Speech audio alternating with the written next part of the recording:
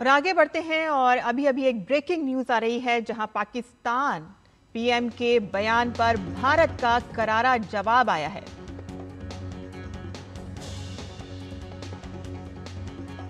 पाकिस्तानी प्रधानमंत्री के बयान पर भारत का करारा जवाब आया है। यूएनजीए में शहबाज शरीफ के बयान का जवाब दिया गया है। भारत ने पाकिस्तान को आईना दिखाया।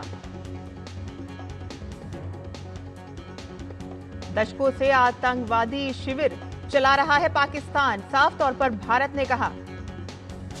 यूएनजीए में भारतीय राजनयिक पेटल गहलोत ने लगाई लताड़। पाकिस्तान ने की आतंकी संगठनों को बचाने की कोशिश। यूएनजीए में पाकिस्तानी पीएम के बयान पर भारत का पलटवार, आईना दिखाते हुए साफ तौर पर कहा कि किस तरह से पाकिस्तान जो है आतंकवाद के शिविर चला रहा है।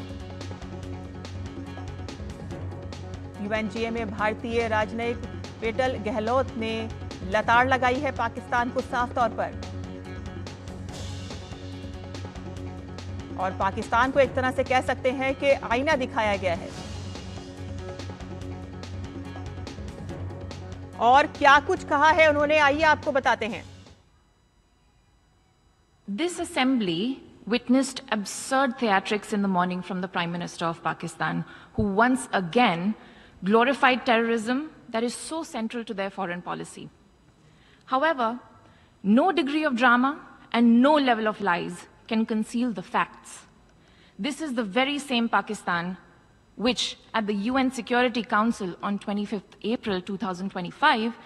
shielded the resistance front, a Pakistani-sponsored terror outfit, from the responsibility of carrying out the barbaric massacre of tourists in the Indian Union territory of Jammu and Kashmir. Mr. President, a country long steeped in the tradition of deploying and exporting terrorism has no shame in advancing the most ludicrous narratives to that end. तो बता दें आपको कि UNGA में भारतीय राजनयिक petal Gehlot ने लताड़ लगाई है साफ तौर पर, और इसी पर ज्यादा जानकारी के लिए हमारे साथ जुड़ गए हैं हमारे संवाददाता अखिलेश। अखिलेश, एक बार फिर से भारत की तरफ से पाकिस्तान को आईना दिखाया गया है, किस तरह से वो लगातार आतंकवाद की और आतंकी संगठनों की पुष्टपनाही करता आ रहा है।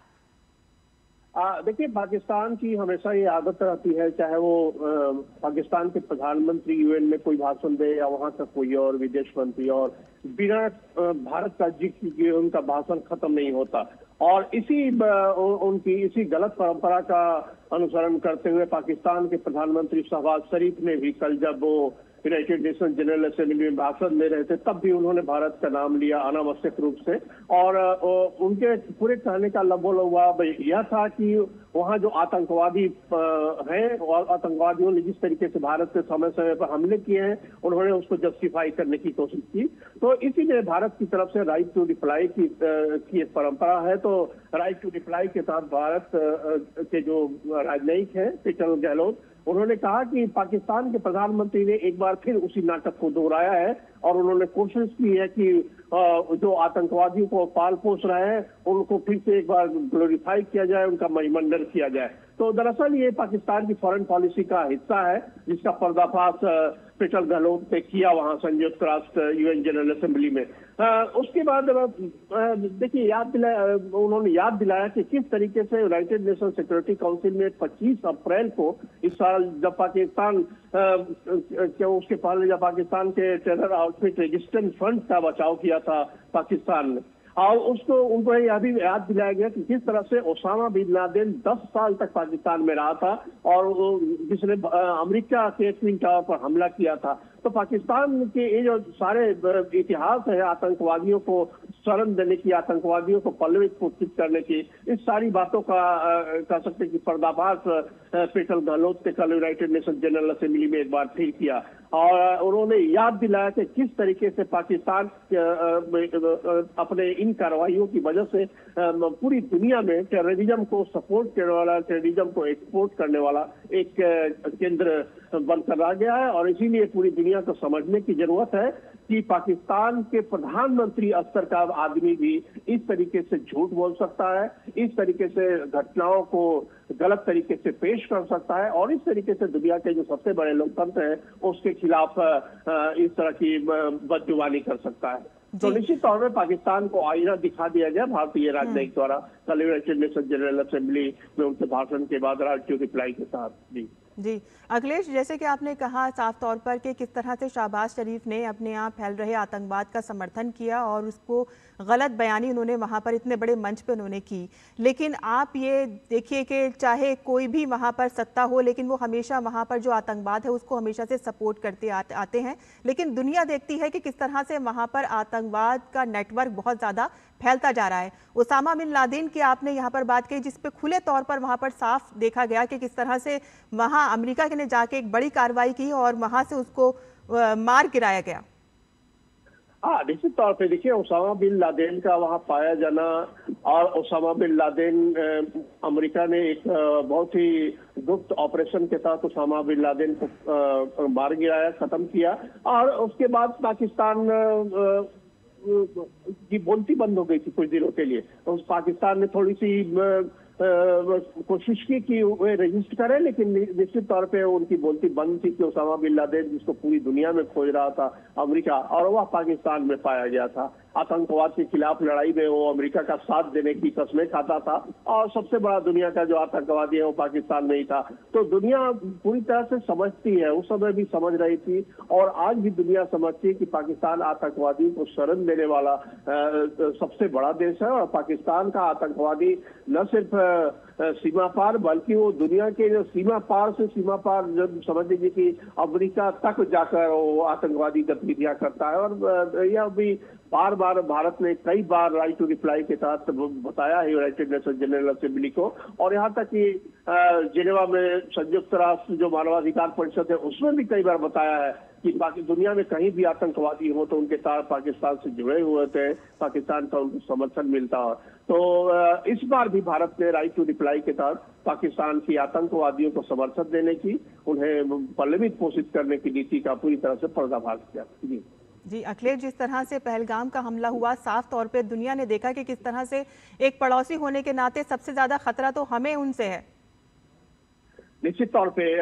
देखिए बार बार ये कहा गया है कि आप पड़ोसी नहीं बदल सकते, लेकिन अगर आपका पड़ोसी लगातार आतंकवादियों को आपके यहाँ भेजने की कोशिश करता है तो आपको भी उसका जवाब देना पड़ेगा। तो भारत ने हमेशा इस तरीके की नीति का अनुसरण किया है कि भारत ने कोशिश की है कि पाकिस्तान के साथ शांति हो, लेकिन पाकिस्तान की हमेशा जब भी कोई शांति के प्रयास होते हैं उसके बाद पाकिस्तान की तरफ से कोई आतंकवादी हमला होता है और उसके बाद ये सारी चीजें धरी की धरी रह जाती है। तो निश्चित तौर पे पाकिस्तान एक ऐसा पड़ोसी है जो कि पड़ोसियों को, भारत में तो है ही, उसके अलावा अन्य कई पड़ोसियों यहाँ जो आतंकवादियों के तार, सबके तार पाकिस्तान से जुड़े हुए रहते हैं। तो ऐसे में भारत ने लगातार इस बात की